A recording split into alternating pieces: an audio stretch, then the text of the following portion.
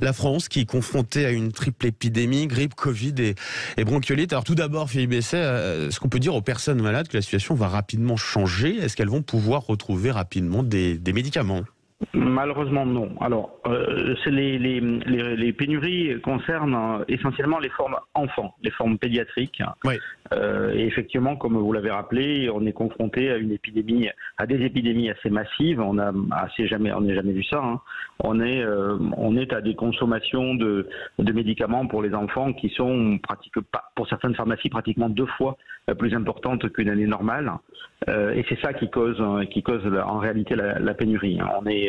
Ça s'est jamais vu. Hein. Moi, en 30 ans d'exercice, c'est la première fois que je vois ça. Ouais. On a véritablement une grosse infectiologie au niveau mondial en fait, en réalité. Et en France, ça se vérifie également.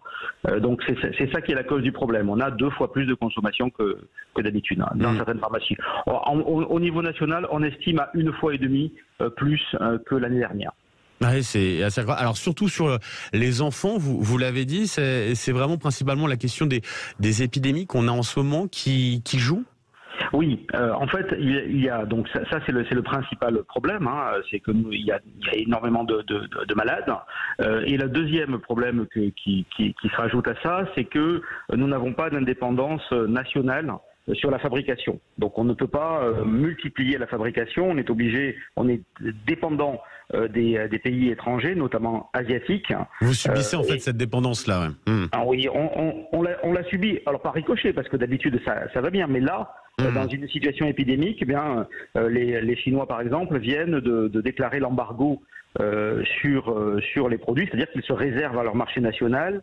On connaît la situation en plus de la Chine en ce moment avec cette explosion de cas de Covid, la situation sanitaire qui est très compliquée effectivement en Chine. Oui, mais ça va faire un effet domino au niveau mondial parce que c'est eux qui sont les principaux fabricants. S'ils se réservent les médicaments pour leur marché et que nous n'avons pas de capacité de production, nous allons avoir une situation qui va s'aggraver au mois de février au lieu de se résoudre en réalité. Donc ça signifie que les indications du ministre de la Santé sont les seules que nous allons pouvoir suivre, c'est-à-dire la prévention. Il faut éviter de tomber malade. Hein. C'est la seule voie en fait. Hein. Donc il faut vraiment vérifier à ne pas surtout pour les enfants, à ne pas être en contact avec d'autres enfants malades. C'est compliqué, je sais, hein, mais ce sont des règles qu'il va falloir appliquer parce que il faut qu'on arrive à sortir de ces épidémies et à revenir à une situation normale.